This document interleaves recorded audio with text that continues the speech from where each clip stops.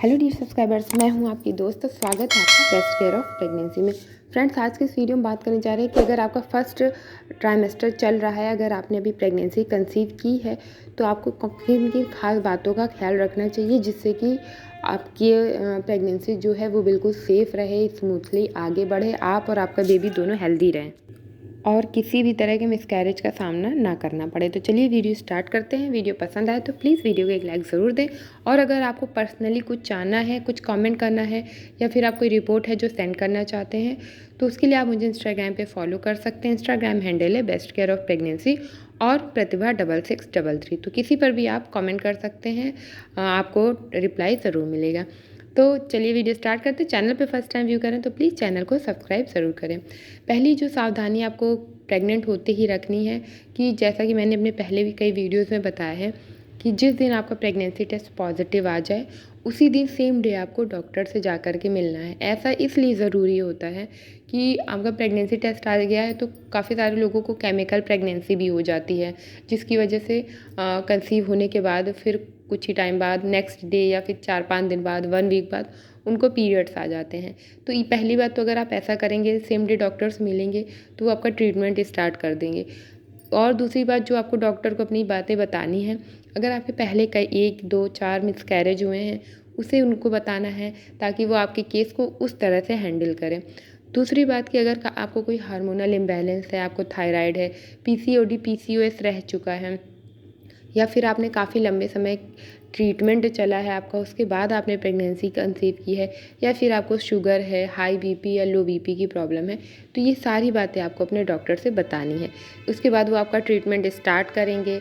वो इंजेक्शन हो सकता है, वीकली आपको इंजेक्शन लगाने के लिए बुलाएं, मेडिसिन आपके स्टार्ट करेंगे, तो इससे आपकी जो प्रेगनेंसी वो बिल्कुल सेफ़ मोड में आ जाएगी। तो ये पहला सबसे ज़रूरी काम होता है जो कि प्रेगनेंसी टेस्ट पॉजिटिव आने के बाद करना होता है।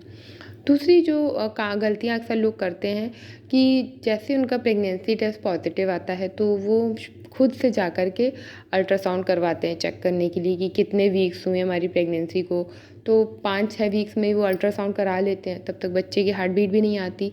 मैक्सिमम केसेस में हार्ट बीट, सिर्फ 40% केस ऐसे होते हैं जिसमें हार्ट बीट 6 वीक्स में आती है। अदरवाइज़ सारी जो हार्ट बीट होती हैं, मैक्सिमम हार्ट बीट वो है 8 हफ्ते तक आती हैं।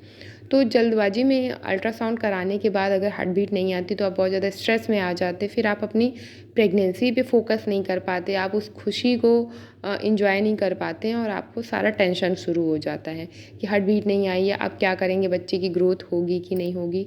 तो ये काम मत करिए। पहला जो अल्ट्रासाउंड कराइए वो 7वें-8वें हफ्ते के बीच में कराइए, या फिर जब आपके 8 हफ्ते पूरे हो जाए, मतलब कि आपकी प्रेगनेंसी को 2 महीने हो जाए, तब कराइए। जितने भी अच्छे बेस्ट डॉक्टर होते हैं वो पहला अल्ट्रासाउंड आपको हमेशा 2 महीने जब आपके पूरे हो रहे होंगे तभी कराने को कहेंगे, क्योंकि इससे पहले जल्दी में अल्ट्रासाउंड कराने का कोई मतलब नहीं है, क्योंकि उसमें 50-50% चांसेस होते हैं कि हार्ट बीट आ भी सकती है और नहीं भी आ सकती है। तो स्ट्रेस लेने वाला काम मत करिए। जब आपकी प्रेगनेंसी के 7 वीक्स कंप्लीट हो चुके हैं और 8वां चल रहा हो तो भी आप अल्ट्रासाउंड जाके करा सकते हैं। हाँ, 8 वीक पूरे हो गए हैं, उसके बाद चांसेस कम होने शुरू हो जाते हैं हार्ट बीट आने के। तीसरी जो आपको सावधानी रखनी है कि प्रेगनेंसी के दौरान बहुत ज़्यादा भारी वज़न उठाने वाला, अक्सर लोग अनजाने में ही, ये टिप्स उन लोगों के लिए स्पेशली ज़्यादा काम आएगी जिनकी कि फर्स्ट प्रेगनेंसी है, जिनको कोई घर में गाइड करने वाला नहीं है, छोटी बड़ी बातें बताने वाला नहीं है। जो ऑलरेडी एक प्रेगनेंसी जिनकी हो चुकी है, सेकंड टाइम प्रेग्नेंट है, उन्हें काफ़ी सारा एक्सपीरियंस हो जाता है एक प्रेगनेंसी के बाद, लेकिन जिनकी फ़र्स्ट टाइम है उन्हें कुछ नहीं पता होता है। तो ये टिप्स उन लोगों के लिए बेहद ज़्यादा फ़ायदा करेगी। आपको कोई भी भारी सामान नहीं उठाना है।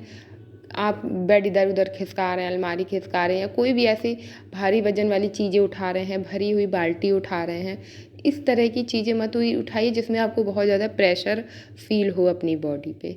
और फर्स्ट ट्राइमेस्टर में तो ये काम आपको बिल्कुल करना ही नहीं है, क्योंकि फर्स्ट ट्राइमेस्टर जो है वो बहुत सेंसिटिव केस होता है। बहुत सारे लोग सोचते हैं कि अभी तो फर्स्ट ट्राइमेस्टर है, ठीक है, लेकिन जब फर्स्ट ट्राइमेस्टर आपका सही से गुजरेगा तभी आपकी आगे की प्रेगनेंसी आपको फेस करने को मिलेगी।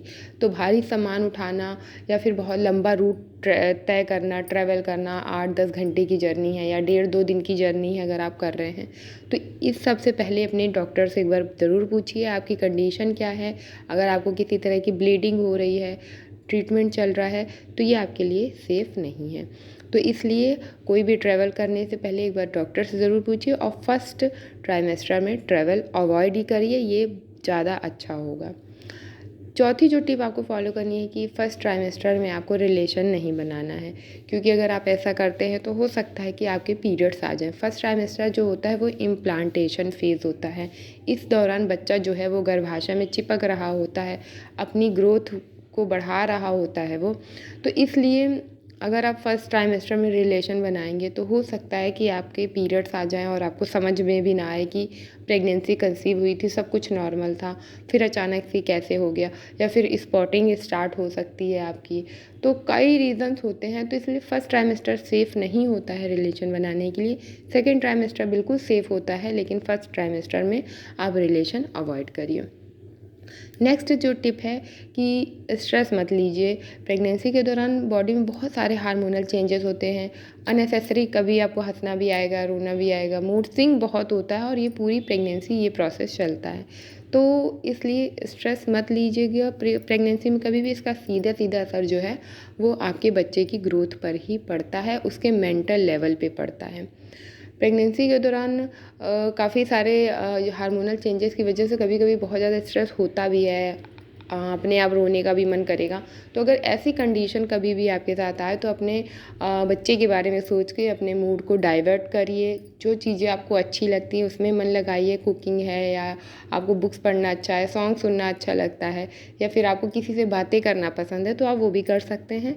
लेकिन बहुत ज़्यादा तनाव लेना, टेंशन में रहना, सोचना बातों को और रोना, ये सब अवॉइड करिए। इससे ये बच्चे के लिए बिल्कुल भी अच्छा नहीं है, क्योंकि जो स्ट्रेस वाले हार्मोन्स होते हैं ना, वो प्रेगनेंसी के हार्मोन्स को सप्रेस करने लगते हैं, दबाने लगते हैं, उसको बढ़ने नहीं देते हैं अच्छे से। तो इसलिए ये काम मत करिएगा। नेक्स्ट जो टिप आपको प्रेगनेंसी के दौरान फॉलो करनी है, अपनी डाइट का आपको खूब ख्याल रखना है।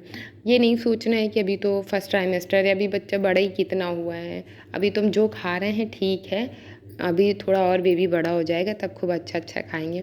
ऐसा बिल्कुल भी मत करिएगा, क्योंकि फर्स्ट ट्राइमेस्टर में बच्चे की ग्रोथ बेहद इम्पॉर्टेंट होती है, हार्ट बीट आने का ये समय होता है। तो इसलिए जितना अच्छा डाइट आप ले सकते हैं, iron, calcium, folic acid, antioxidant rich diet आपको लेनी है। जितनी अच्छी डाइट आप रखेंगे उतनी जल्दी आपके बच्चे की बहुत अच्छी ग्रोथ होगी, आपकी हैप्पी एंड हेल्दी प्रेगनेंसी होगी। प्रेगनेंसी से रिलेटेड आपको किसी तरह की कोई टेंशन नहीं होगी। इसलिए अपनी डाइट को बेहद अच्छा रखना ज़रूरी है, और ये आपको अपने डे 1 से करना है। जिस दिन आपका प्रेगनेंसी टेस्ट पॉजिटिव आता है उसी दिन से आपको अपनी प्रेगनेंसी की डाइट को एकदम बढ़िया करना है। और एक लास्ट टिप कि अगर आपकी प्रेगनेंसी में किसी तरह की स्पॉटिंग हो रही है, जैसे कि लोग बहुत सारे सब्सक्राइबर्स हैं, कमेंट करते हैं, इंस्टाग्राम पे भी पूछते हैं, यूट्यूब पे, अगर किसी तरह की स्पॉटिंग हो रही है, आपको आपकी प्रेगनेंसी सेफ़ है, आपने डॉक्टर से चेक कराया, बच्चा भी सेफ़ है, लेकिन फिर भी स्पॉटिंग होती जा रही है, तो इसमें 2 रीज़न्स होते हैं। काफ़ी सारे लोगों को प्रेगनेंसी के फर्स्ट ट्राइमेस्टर में प्लेसेंटा प्रीविया होता है। प्लेसेंटा प्रीविया का मतलब होता है कि जो अब प्लेसेंटा है जिससे कि बच्चा और आप आपस में जुड़े हुए हैं नाभि से, वो खसक के नीचे की तरफ आ जाता है। इसकी वजह से कई बार स्पॉटिंग भी शुरू हो जाती है, क्लॉट्स भी आते हैं। इससे बच्चे को कोई खतरा नहीं होता है, लेकिन अगर प्लेसेंटा प्रीविया अगर आप आराम नहीं करेंगे और वो और नीचे आ जाएगा तो ज़रूर खतरे की बात होती है। अगर आपको किसी तरह की स्पॉटिंग हो रही है, डॉक्टर ने आपको रेस्ट करने के लिए बताया है, तो आप उस चीज़ को सीरियसली लीजिए, रेस्ट करिए। स्पॉटिंग के कई कारण होते हैं, फर्स्ट ट्राइमेस्टर में इम्प्लांटेशन की वजह से भी स्पॉटिंग होती है, प्लेसेंटा प्रीविया की वजह से भी स्पॉटिंग होती है, और कुछ लोगों को पूरी प्रेगनेंसी रुक रुक के स्पॉटिंग होती है। अगर ऐसी कंडीशन आपकी है तो उस टाइम पे बेड रेस्ट करना बेटर होता है, क्योंकि अगर आप चलते फिरते रहेंगे तो जो प्लेसेंटा प्रीविया अगर आपको हुआ है तो उसमें तो डॉक्टर कम्प्लीटली बेड रेस्ट ही बताते हैं ताकि वो ऊपर की तरफ शिफ्ट हो जाए अगर वो नीचे के खिसक करके आ गया है। अगर आप 1-2 महीने 3 महीने कंप्लीट बेड रेस्ट करते हैं तो वो अपनी जगह पे वापस से आ जाता है। फिर आप नॉर्मल लाइफ जैसे आप अपनी रहते थे वैसे रह सकते हैं, अपने काम कर सकते हैं। अगर आपको सिर्फ स्पॉटिंग हो रही है, बाकी सब नॉर्मल है, तो वो भी रेस्ट करने से कुछ दिन की अपने आप ही ठीक हो जाती है। तो इस बात को बहुत सीरियसली लीजिए कि अगर आपको स्पॉटिंग हो रही है या प्लेसेंटा प्रीविया हुआ है तो इस केस में बिल्कुल भी केयरलेस मत बनिए, वरना ये आगे जा कर के ऐसे केसेस बिगड़ जाते हैं। लेकिन अगर आप केयरफुल रहेंगे तो ये संभल भी जाते हैं, ठीक भी हो जाते हैं। तो ये थी वो खास जानकारी जो कि प्रेगनेंसी के फर्स्ट ट्राइमेस्टर में रखनी चाहिए। अगर आप इसे रखते हैं तो आप एकदम सेफ प्रेगनेंसी में आगे बढ़ सकते हैं। वीडियो कैसा लगा प्लीज़ कमेंट करके ज़रूर बताइएगा। चलिए मिलते हैं नए खास वीडियो में नई जानकारी के साथ। तब तक के लिए bye bye, see you soon, stay happy and stay healthy.